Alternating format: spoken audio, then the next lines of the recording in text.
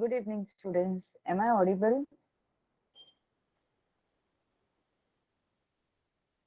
Yes. Okay. How are you both, Zafir and Aryan?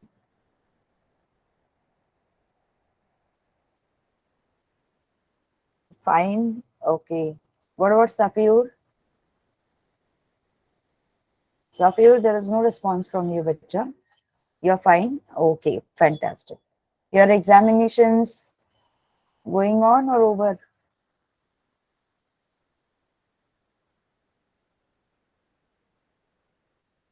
Yes, your examinations over. P. Acha. Okay. It will start tomorrow. All right. All right. All the best. Yes? Okay. Fine. सो बहुत ज्यादा ठंडी पड़ रही है लुधियाने में. Yes Aryan. Yes. Okay enjoy cold weather. हमारे यहाँ पे मुंबई में तो ठंडी का नामो निशान नहीं है. We are still waiting for winters at the end of अच्छा since last night. Okay. Alright. Basically maybe due to the climate change there is lot of weather change indications and there are a lot of temperature factors going on. Yes, okay. Hope please take care of your health. Aryan, Safiur, Sonam. The changing weather might give you uninvited illness. Okay, eat according to the weather. Hmm? Yes, Sonam, how are you, bacha?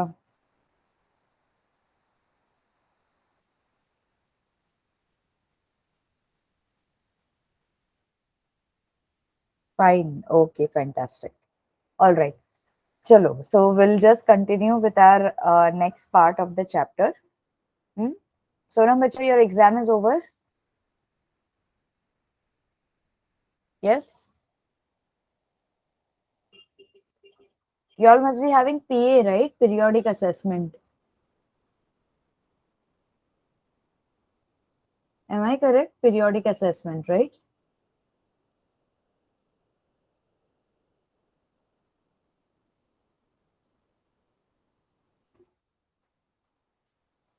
Okay. Yeah.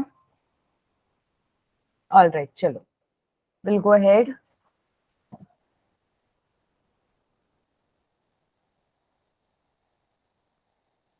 Acha, you don't have chapter number 4?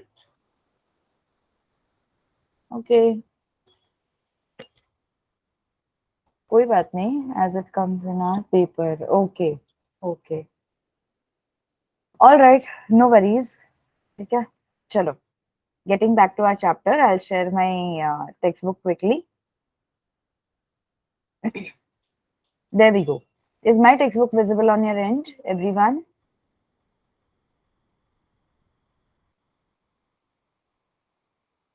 Is it visible?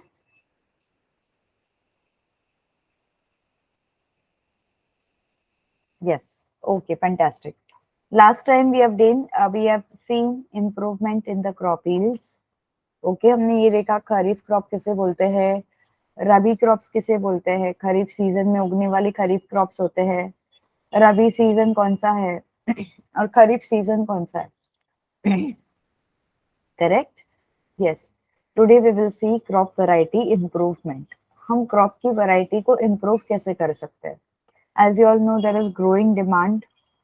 Yes, of everything, right from food, clothing, shelter, you know, the amenities, the everything is in growing demand because of the population to meet the requirement of the population. So this approach depends on finding a crop variety that can give good yield.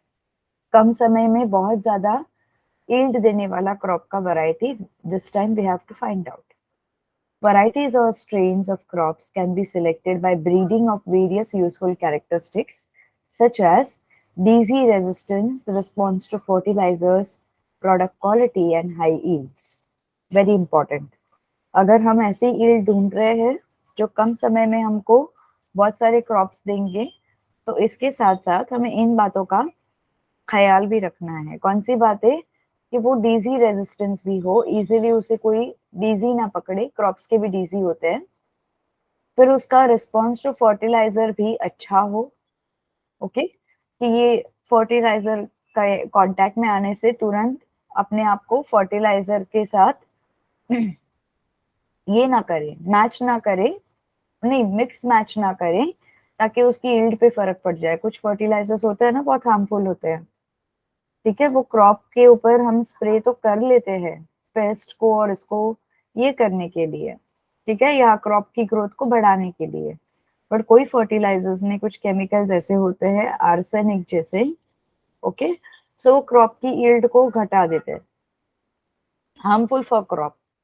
और उसके बाद उसकी quality and high yield देने वाला crop, okay, product की quality, जो crop है, ठीक है, उसकी क्वालिटी भी अच्छी होनी चाहिए और वो कम समय में हमें बहुत सारा ये दे, इसका ये दे एडवांटेज दे, okay. One way of incorporating desirable characters into crop varieties is by hybridization. So सबसे simple way है कि hybridization. Can anybody tell me what do you mean by hybridization? You all know what do you mean by hybridization? क्या आप बता सकते हैं मुझे hybridization क्या होता है? Yes?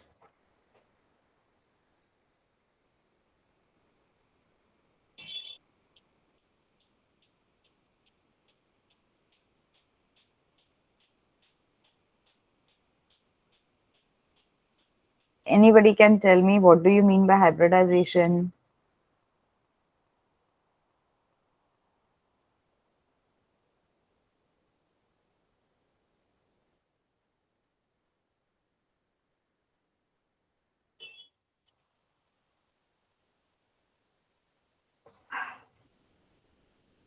Crossing between genetically dissimilar organisms. Okay, very good, Aryan. Taking out gene of one plant and putting it into the other and get both characteristics. Yes, perfect, Safiyur. Anything to add, Sonam Bacha? Would you like to add anything?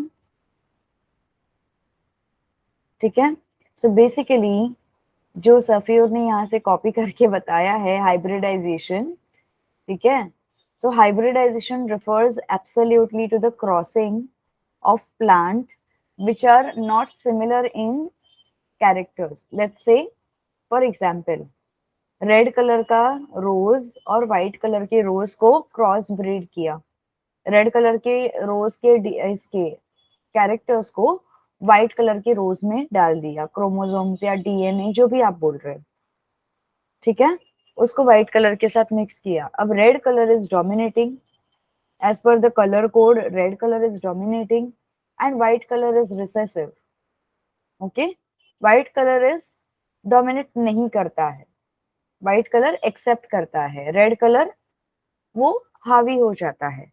तो red और white colour के flowers के साथ साथ आपको mix flower भी मिलेंगे कुछ, ठीक है, जहां पे दो रेड एक व्हाइट, तो एक पिंक भी मिलेगा, रेड और व्हाइट को मिला के पिंक होता है।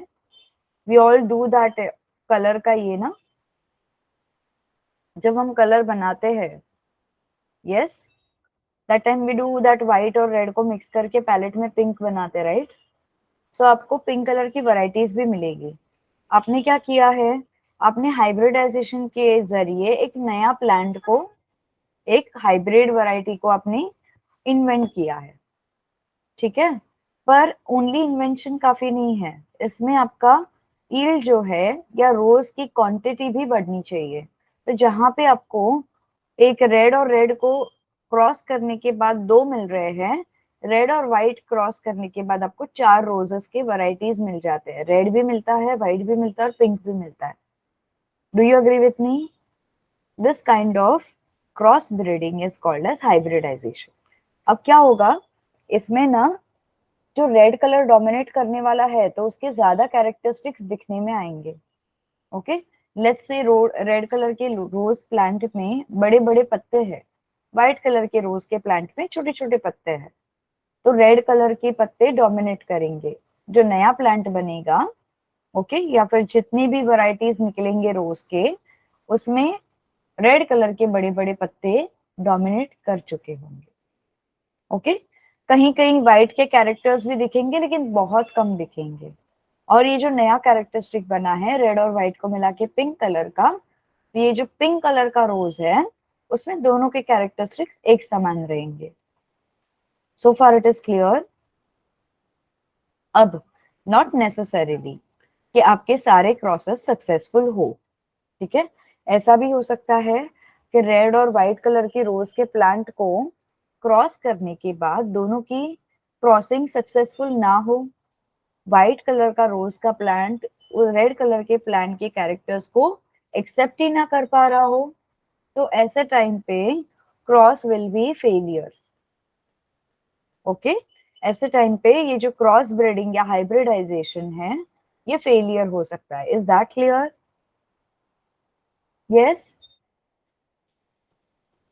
am I making myself clear and easy to understand? जी, तो ऐसे टाइम पे वो उसके कैरेक्टर्स फेल भी हो सकते हैं, ठीक है।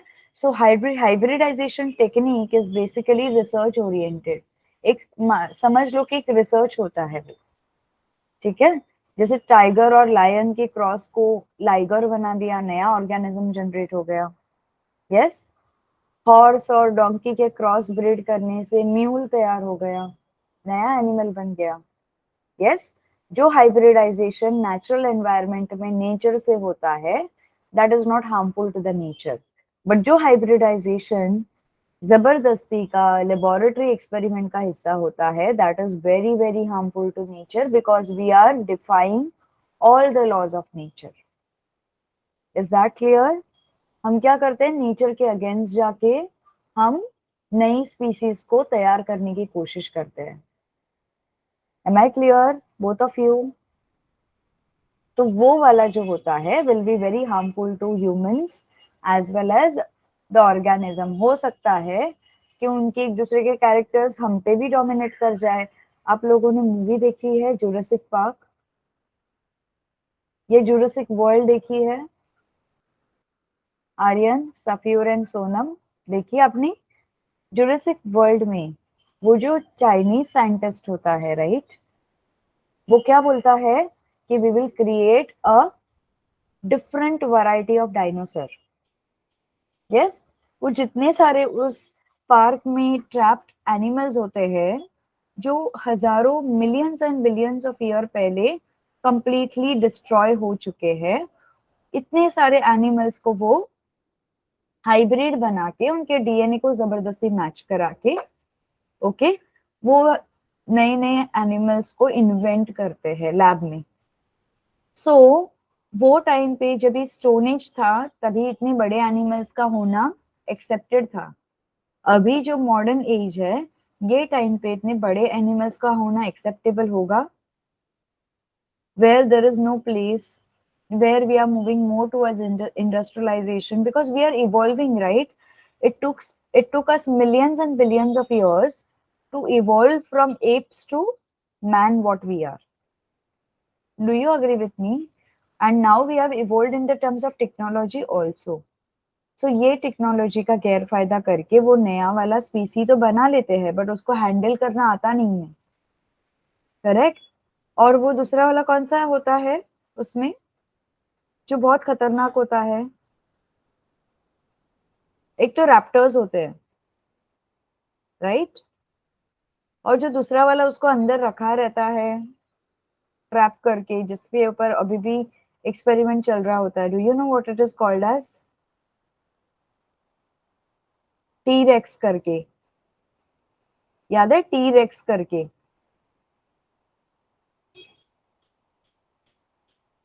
यस, टी रेक्स करके,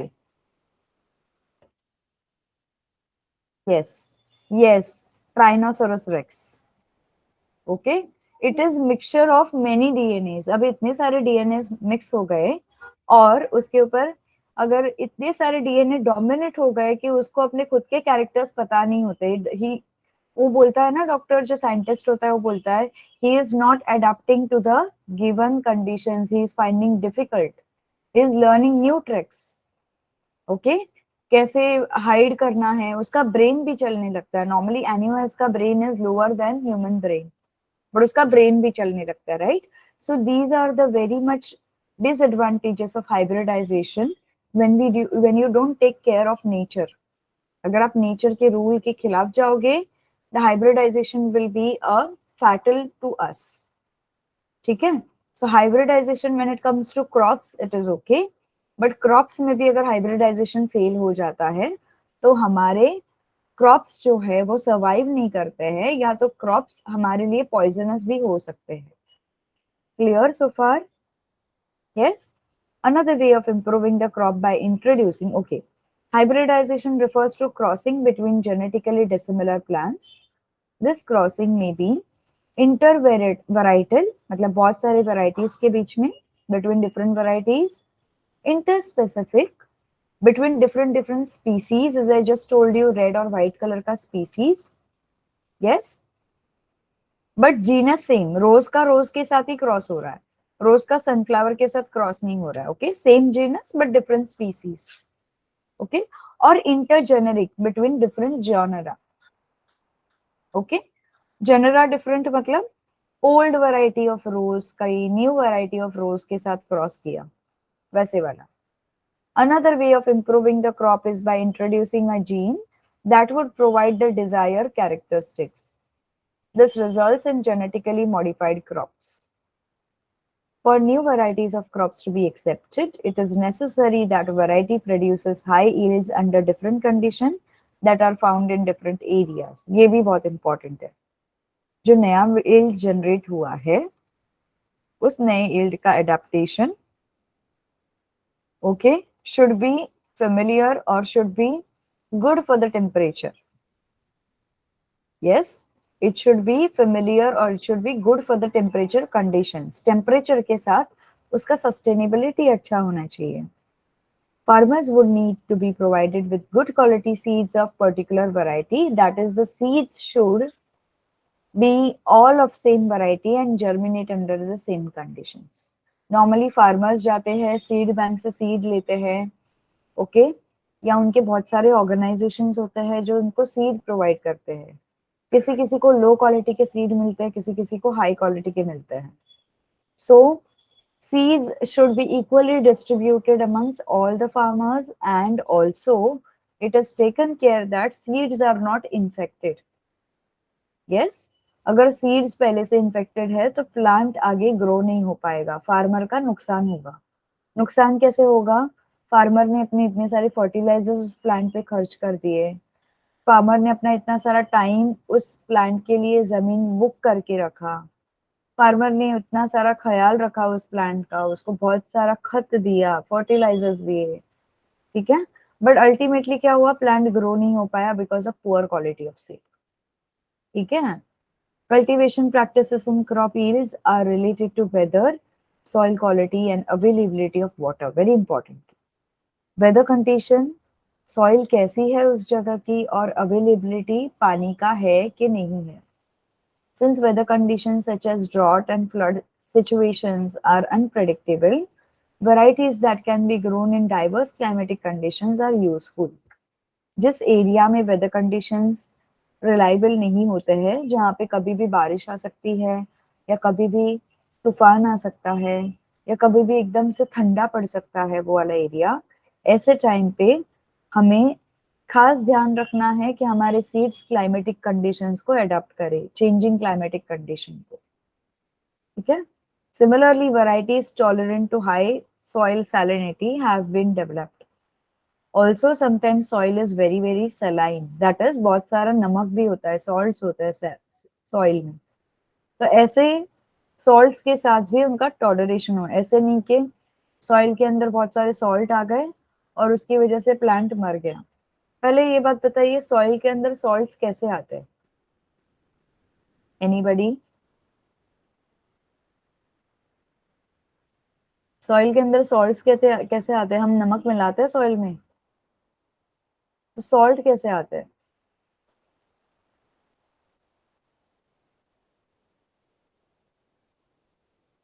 एनीवन?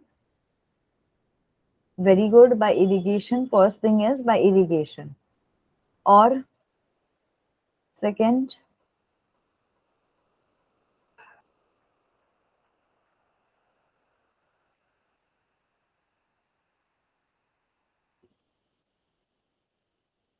और कैसे आते हैं? एसिडिक सब्सटेंसेस, एसिडिक सब्सटेंसेस कहाँ से आते हैं सॉइल के अंदर? एसिडिक सब्सटेंसेस कहाँ से आते हैं सॉइल के अंदर? Very good, excellent, fertilizers, chemical, pesticides, जब भी हम स्प्रे करते हैं तो उसके साथ साथ सॉइल के अंदर वो सॉल्टी पार्टिकल्स, उसके सॉल्ट जो होते हैं सॉइल के अंदर इन्फ्यूज होते हैं। Since this soil are not able to take up this artificial salts, वो उसको अपने ऊपर डिपॉजिट होने के लिए अलाउ करती है सॉइल। ठीक है, यस, वेरी गुड। नाउ यहाँ पे varieties tolerant to high soil salinity have been developed. Some of the factors for which variety improvement is done are as follows. सबसे पहला फैक्टर है high yield. To increase the productivity of the crop per acre. एक एकड़ जमीन में कितने crops ज्यादा कम समय में ज्यादा उग सकते हैं वो. Improved quality. Second is improved quality. Quality consideration of crop products vary from crop to crop. Baking quality is important in wheat, protein quality is in pulses, oil quality in oilseeds and preserving quality is in fruits and vegetables. ऐसा नहीं होना चाहिए कि आपने fruits आज harvest किए plant से, आपने उसको बांध में रख दिया और दूसरे दिन खराब हो गए. So that is not quality. That is not of good quality. We have to make sure अगर हम हाइब्रिड सीड्स यूज करते हैं तो उसके फ्रूट्स और वेजिटेबल की क्वालिटी काफी रहे, ताकि फार्म से लेके मार्केट में जाने तक का वो डिस्टेंस तय कर पाए. ओके, तो इसके बाद baking quality is a important in wheat. Yes, खाना बनाते वक्त आपकी रोटियां पतली अच्छे से सॉफ्ट हो रही है या आपकी रोटियां कड़क हो रही है, आपकी रोटी का टेस्ट मीठा आता है या आपकी रोटी का टेस्ट कड़वा आता है. It will depend on what quality of seeds what we are getting of the wheat. Protein quality in pulses. Pulses are very rich in proteins. Can you name some pulses? Soya bean. Yes. Dals. All kind of dals. These are pea. Yes, these are very good in proteins. तो उनकी quality आपके planting के time पे ये quality maintain होनी चाहिए, protein की कमी नहीं होनी चाहिए. यस, नाउअडेज अगर आपने सुना रहेगा, there is a news circulating. I don't know how many of you have heard, but one news was circulating in between that whatever we are eating, okay, जैसे हम 10 चपाती खा रहे हैं, 5 चपाती खा रहे हैं, बट हमारा खाना हमारे बॉडी को लगता नहीं है. Yes, have you all come across this? जो खाना हम खाते हैं वो बॉडी को लगता नहीं है. क्यों नहीं लगता है? क्योंकि उसकी क्वालिटी अच्छी नहीं है. When I talk about quality, I'm referring to the quality for not growth, quality with in terms of the vitamins, proteins, जो भी है उसके अंदर वो होना चाहिए. ठीक है. Oil quality in oil seeds. अब ऑयल सीड्स में से जैसे सनफ्लावर सीड्स, ग्राउंडनट सीड्स, इसमें से ऑयल एकदम कम निकलेगा तो वो क्वालिटी अच्छी नहीं होती है सीड की. Yes, and preserving quality of fruits and vegetable. अगर आपने आज निकाले हैं तो कम से कम अगले एक हफ्ते तक वेजिटेबल फ्रेश रहने चाहिए, क्योंकि फार्म से लेके मार्केट तक जाने तक के कम से कम 2 दिन तो लगते ही है. Biotic and abiotic resistance, very important. Crops production can go down due to biotic, that is disease, insects and nematodes, and abiotic drought, salinity, waterlogging, heat, cold and frost. Stress under these different situations, varieties resistance to these stresses can improve the crop production. These are kind of stress. जैसे हमें exam का stress होता है, yes, हमको assignment का stress होता है, मुझे आपकी क्लास में अच्छे से पढ़ाने का स्ट्रेस होता है कि मेरी बातें आपको समझ में आ जाए. यस, सो वैसे क्रॉप्स का भी स्ट्रेस होता है कि they should be resistance to diseases, insects and nematodes. ये अटैक से वो अपने आप को बचा पाए. साथ साथ ये बायोटिक फैक्टर के साथ abiotic factors. Okay, biotic is living, abiotic are non living.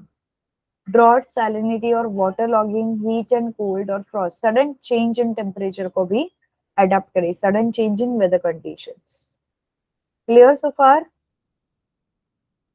Am I going too fast? Yes? Okay. Change in maturity duration. Crops कितनी जल्दी mature हो रहे हैं for harvest. The shorter the duration of the crop from the sowing to harvesting, the more economical is the variety.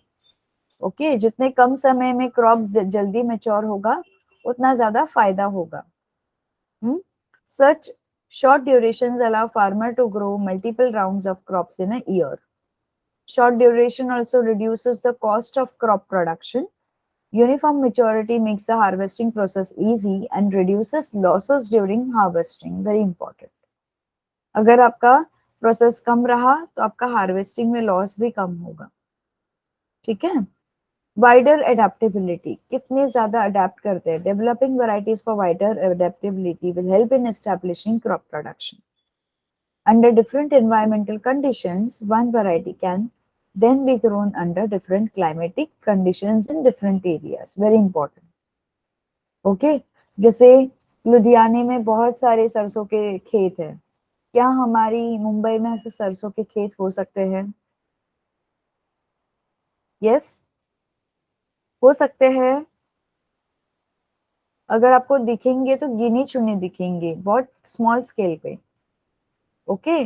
But जो सरसों के खेत Punjab side, Haryana side, Rajasthan side या नॉर्थ के साइड में होते हैं, वो यहाँ पे नहीं हो सकते because of the adaptability of the crop to that condition. Okay. So adaptability के हिसाब से क्रॉप्स का हमें ख्याल रखना है. Desirable agronomic characteristics, very important. What are agronomic characteristics? जैसे tallness, okay, branching of the plant, okay, उसके बाद cereals की nutrient quality. These are everything which is related to agriculture is called as agronomical qualities. Yes. So desirable agronomic characteristics, tallness and profuse branching are desirable characters for fodder crops. Dwarfness is desired in cereals so that less nutrients are consumed by these crops. Thus, developing varieties of desired agronomic characters help in giving higher productivity. Clear so far? Yes? I'm sorry. यहाँ तक किसी को कोई doubt है? Yes? किसी को doubt है यहाँ तक? Clear? All clear, no doubt. Fantastic. Can we go to new topic? Crop management, crop production और उसका management. In India, as in many other agricultural based countries, farming ranges from small to very large farms. Different farmers thus have more or less land, money and access to information technology. In short, the money or financial conditions that allow farmer to take up different farming practices and agricultural technologies. There is a correlation between higher inputs and yields. Thus, a farmer's purchasing capacity for inputs decided the cropping system and production practices. क्या आप लोगों ने rich farmer और poor farmer की कहानी पता है सभी को? रिच फार्मर के पास ट्रैक्टर्स, मल्टीपल इक्विपमेंट्स, इतने सारे मशीन्स रहेंगे, right? Yes, do you agree with me? वो कोई भी मशीन को खेतों में चला ले, फटाफट उसका काम बनेगा, फटाफट उसको यील्ड आएगी. पुअर फार्मर क्या करते हैं? वो मैनुअल फोर्स पे ज्यादा डिपेंड होते हैं क्योंकि वो अफोर्ड नहीं कर पाते ये सारे मशीन्स. यस. सो ये जो है क्रॉप प्रोडक्शन, हमारे फार्मर्स को क्रॉप प्रोडक्शन के लिए जो इक्विपमेंट्स है, नेसेसरी इक्विपमेंट्स, वो इजीली अवेलेबल हो. ठीक है. So that in with in the given time हमारे फार्मर्स भी खुश रहे और उनको हाई यील्ड भी मिलता रहे. ठीक. Yes. Therefore, production practices can be at different levels, but they should include no-cost production or low-cost production. ठीक है? And high-cost production practices. जहाँ पे इंस्ट्रूमेंट्स की बात आए या मशीनरीज की बात आए, वो नो कॉस्ट या लो कॉस्ट पे होना चाहिए, but production of variety should be high cost. Okay, इसका मतलब प्रोडक्शन बहुत सारा होना चाहिए in given time. Is that clear? Yes, we are at the topic nutrient management. Nutrient कैसे manage करें? What are the different type of nutrients found in plants? Yes, students. Can anybody name few? कौन कौन से nutrient हम देखते आ रहे हैं plants में?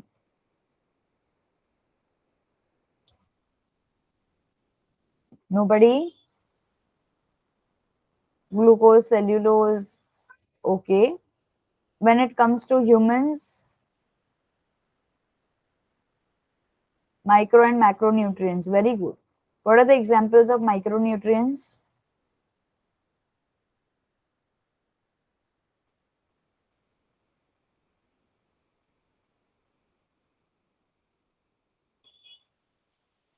Yes. But what are the examples?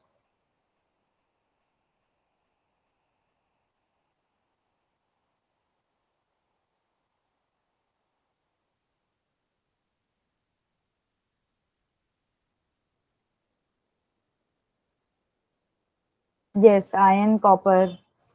Yes, micronutrient जो आपके ब्रेकफास्ट में आपको यूजुअली मिलते हैं। Okay, micronutrients. और मैक्रोन्यूट्रिएंट्स जो आपके डिनर और लंच में आप सबको मिलते हैं। So we should always take care of this.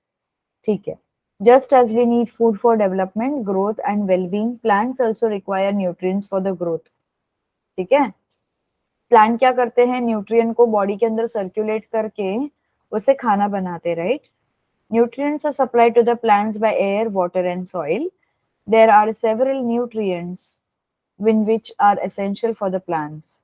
Air supplies carbon and oxygen, hydrogen comes from water, and soil supplies other 13 nutrients to the plants. Among these, some are required in large quantities and therefore are called as macronutrients. Okay, as I just told you, micro is breakfast के time पे, macro is for lunch and dinner, जो larger quantity में हमारी body को चाहिए होता है। वैसे ही प्लांट के भी माइक्रो और मैक्रो न्यूट्रिएंट की जरूरत होती है, कम क्वांटिटी में और ज्यादा क्वांटिटी में। The other nutrients are used by plants in small quantities and therefore they are called as micronutrients. ठीक है, so here we are. Deficiency of these nutrients affects physiological processes in plant, including reproduction, growth, and susceptibility to the disease. To increase the yield, the soil can be enriched by supplying these nutrients in the form of manure and fertilizers. Is this clear? So यहाँ पे nutrients supplied to the oil by air, water and soil. Air से क्या मिलता है, carbon और oxygen. Water से मिलता है हाइड्रोजन और ऑक्सीजन। सॉइल से मैक्रोन्यूट्रिएंट्स क्या मिलते हैं, nitrogen, phosphorus, potassium, calcium, magnesium, ये बड़े क्वांटिटी में मिलते हैं। और माइक्रो में क्या मिलता है, iron, manganese, boron, zinc, copper, molybdenum and chlorine. ये सारे कम क्वांटिटी में प्लांट्स को चाहिए होते हैं। अगर ये बढ़ गए हैं तो प्लांट की ग्रोथ को हैम्पर हो सकता है। ठीक है, okay, so far clear everybody? Now we will move ahead with manures. Yes, manure contain large quantities of organic matter and also supplies small quantities of nutrients to the soil. Manure में क्या होता है, mostly organic matter बहुत ज्यादा quantity में होता है। Okay, और ये स्मॉल क्वांटिटी में न्यूट्रिएंट्स भी रखते हैं जो सॉइल को सप्लाई करते हैं। Manure is prepared by decomposition of animal excreta and plant waste. Biogas plant सभी को पता है? यस, सभी को बायोगैस प्लांट पता है? यस, बायोगैस प्लांट से जो गैस बनती है वो हमारी घर में सिलेंडर में सीएनजी के फॉर्म में आती है, कंप्रेस्ड नेचुरल गैस। ठीक है, बट उसके बाद जो नीचे स्लरी रहती है, गैस निकलने के बाद जो नीचे सॉलिड स्लरी रहती है, it is given to the plants. It is a decomposed waste, it is given to the plants for more manure, क्योंकि उसमें बहुत सारा कार्बन डाइऑक्साइड होता है कार्बन कंटेंट ज्यादा होता है, न्यूट्रिएंट्स भी होते हैं, which is useful for plants.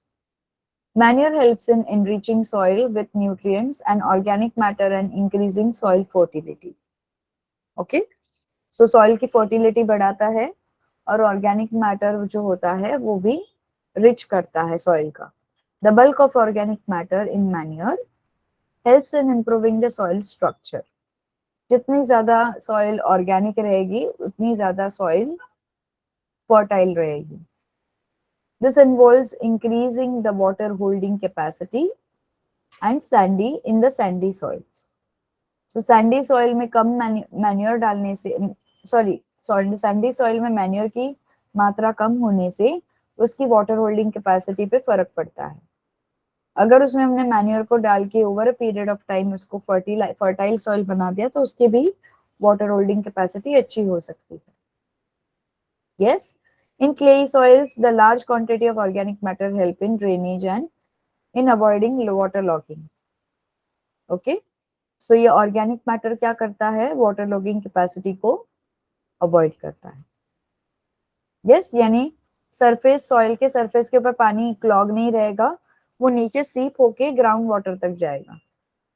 In using manure, we use biological waste material, which is advantageous in protecting our environment from excessive use of fertilizers. Using biological waste material is also a way of recycling from the waste. हम आजकल क्या कर रहे हैं, इतना सारा abuse हुआ है, इतना सारा ओवर यूजेज ऑफ एनर्जी हुआ है, या बोलते हैं ना सारे रिसोर्सेस का, कि now we are recycling everything. Okay, in this process of recycle we also recycle biological waste. Okay, तो हम waste को भी recycle कर रहे हैं so that this decomposed waste becomes manure for the plants. Based on the kind of biological material used, manure can be classified as in this two forms. सबसे पहला manure होता है compost and vermi compost. ठीक है, compost and vermi compost, ये वाला एक manure है, और दूसरा वाला मैन्योर है ग्रीन मैन्योर. ठीक है, जिसमें झाड़ पेड़ पत्ते होते हैं. Clear? Yes, another one is green manure. So what is compost? The process in which farm waste material like livestock excreta, cow dung, etc., vegetable waste, animal refuse to domestic waste, animal refuse. Okay, animal refuse मतलब animal के parts, मरने के बाद animal के जो parts होते हैं. Domestic waste, sewage waste, straw, eradicated weeds, etc. is decomposed in the pits known as composting. अब जितने बड़े बड़े फार्मर्स हैं उनके अपने कंपोस्टिंग पीट्स होते हैं. पिट्स मतलब खड्डे होते हैं जिसमें ये सारा ऐड करके कंपोस्ट बनाते हैं. The compost is rich in organic matter and nutrients. Compost is also prepared by using earthworms to fasten the process of decomposition of the plant and animal refuse. This is called as vermicompost. Normal compost को ऐसे ही पिट के अंदर डाल के उसको decompose होने तक का वेट किया तो हम उसको कंपोस्ट बोलते हैं. बट जब हम पिट के अंदर अर्थवर्म्स छोड़ते हैं, ठीक है, जो डिकम्पोजिशन प्रोसेस को दुगना जल्दी बनाता है, we call it as a vermicompost. Clear so far what is compost and vermicompost? Yes class. Green manure. Green manure का क्या है? Prior to the sowing of the crop seeds, some plant like sun, hemp or gore are grown and then mulched by plowing them into the soil. These green plants thus turn into green manure, which help in enriching the soil in nitrogen and phosphorus. Very important, as I told you. Green manure क्या करता है? Soil की ख्याल रखता है. How? पहले हम क्या करते हैं? सीड क्रॉप्स को सो करते हैं. ये ग्रीन मैन्योर वाले क्रॉप्स को सो करते हैं. ठीक है, तो ये जो सन, हेम्प, गौर, ये सारे प्लांट है, वो निकाल के हम क्या करते हैं उसको और चूरा चूरा करते हैं, डिकम्पोज करने की कोशिश करते हैं.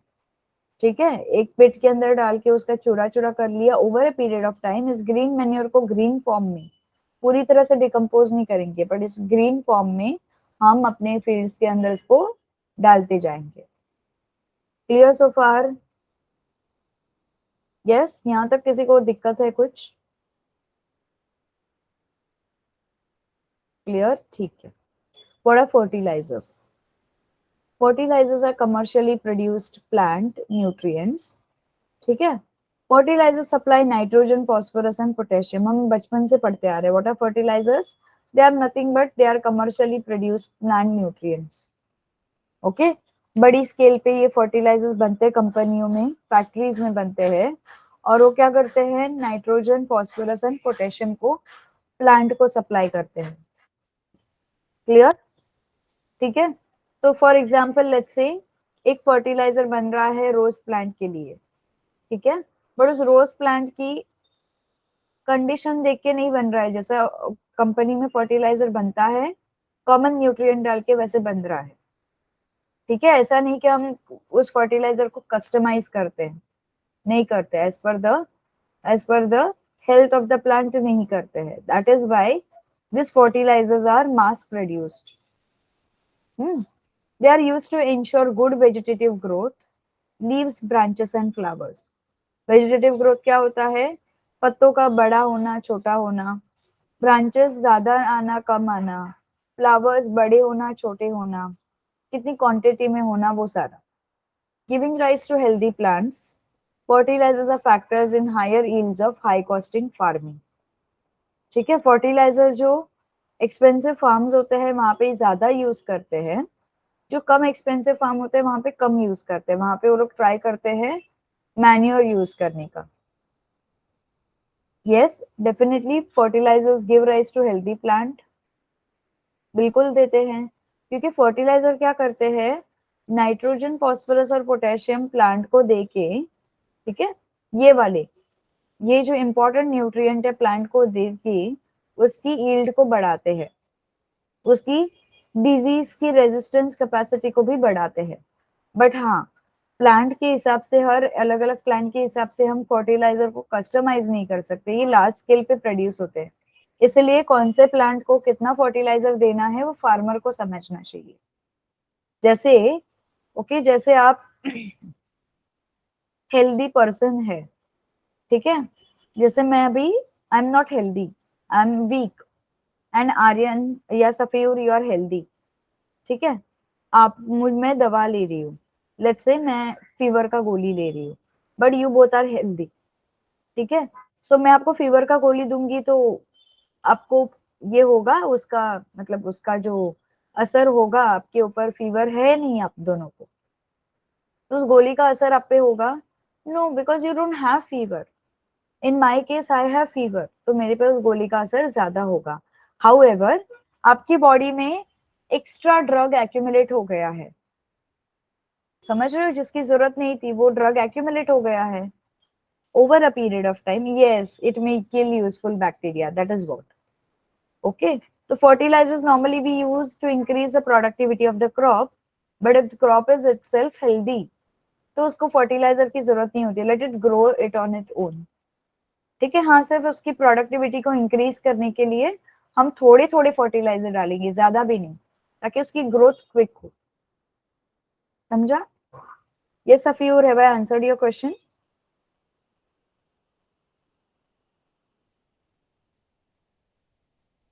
yes, okay. Coming back here, so fertilizer should be applied carefully in terms of proper dose, as I just told you. ठीक है. Time and observing and post application precautions for their complete utilization. एक बार fertiliser apply तो किया, आपको उस plant का check भी करना पड़ेगा. ठीक है. whether the plant is really growing well or not. For example, sometimes fertilizer get washed away due to excessive irrigation. Okay, जैसे पानी स्प्रे करना, पानी को ड्रिप होना, ओवर पानी वाटर करना, उसमें फर्टिलाइजर बह जाते हैं and are not fully absorbed by the plants. The excess fertilizer when leads to the water pollution. और यही fertilizer which are rich in nitrogen, phosphorus and potassium are not good for water. वो plant के लिए good है, soil के लिए good है, लेकिन नॉट गुड फॉर वाटर. अगर वो वाटर के साथ वॉश अवे हो गए तो वो वाटर पोल्यूशन का कारण बन सकते हैं. ठीक है. Also, we have seen in previous chapter, continuous use of fertilizers in the area can destroy soil fertility because of organic matter in the soil is not replenished and microorganisms in the soil are harmed by the fertilizers used. As just now Sonam said, over usages of this fertilizers may kill useful bacteria. ठीक है, हमारी body में useful bacteria, but इनके लिए useful क्या है, micro organisms है, इनके लिए यूजफुल है ऑर्गेनिक मैटर, इनके लिए यूजफुल है सॉइल की क्वालिटी। तो ओवर फर्टिलाइजर के यूजेस से ये इनका खराब नहीं होना चाहिए। ठीक है, short term benefits of using fertilizers and long term benefits using of manure and maintaining the soil fertility have to be considered while aiming for optimum yields in the crop production. किस plant को manure की जरूरत है, किस plant को fertiliser की जरूरत है, that you should always keep track of to get proper yield और to get high yield of crops, वरना आपको लो यील्ड मिलेगा। Organic farming is a farming system, okay, with minimal or no use of chemicals as a fertilizers, herbicide, pesticides, etc. आपको market में सब्जियां मिलती है, पता है, एक ऑर्गेनिक सब्जियां मिलती है और एक नॉर्मल मिलती है, हाइब्रिड वैरायटी वाली। हाइब्रिड जो है वो फर्टिलाइजर के बहुत सारे यूज में आई होती है। It is not that it is not healthy, ऐसा नहीं है, it is healthy, okay. But अगर आप ऑर्गेनिक सब्जियों की बात करोगे उसमें न्यूट्रिएंट क्वालिटी ज्यादा रहेगी क्योंकि वो नेचुरली ग्रो हुए हैं, उसमें फर्टिलाइजर स्प्रे नहीं किए, इसलिए ऑर्गेनिक सब्जियां बहुत महंगी होगी एज कम्पेयर टू हाइब्रिड सब्जियां। Yes, and with a maximum input of organic manures recycled from waste, straw and livestock excreta, use of bioagents such as culture of blue-green algae in preparation of biofertilizers, neem leaves and turmeric specifically in grain storage as a biopesticides. तो organic fertiliser क्या करते हैं, सब natural चीजों का इस्तेमाल करते हैं। नीम लीव्स को जो हम राइस और व्हीट को स्टोर करते हैं उसमें नीम लीव्स डालते हैं ताकि उसको कीड़े ना लगे, ओके। और ये लार्ज स्केल पे क्या करते हैं, फर्टिलाइजर से स्प्रे करते हैं राइस और गेहूं को ताकि कीड़े ना लगे। Fertilizers are full of chemicals and neem leaves are your organic leaves, right? Yes. So with this healthy cropping practices system like mixed cropping, intercropping and crop rotation are discussed below. These cropping systems are beneficial in insect, pest and weed control beside providing nutrients. Nutrients तो देते हैं, साथ में insect का control होता है, paste जल्दी से आ नहीं पाते हैं, ठीक है। और इसमें क्या होता है, ये क्रॉपिंग के प्रैक्टिसेस अलग अलग क्रॉप्स की यील्ड को सेम जमीन पे बनाने के लिए मददगार होते हैं। So far clear class? Yes. Am I going too fast? Yes? No. Clear.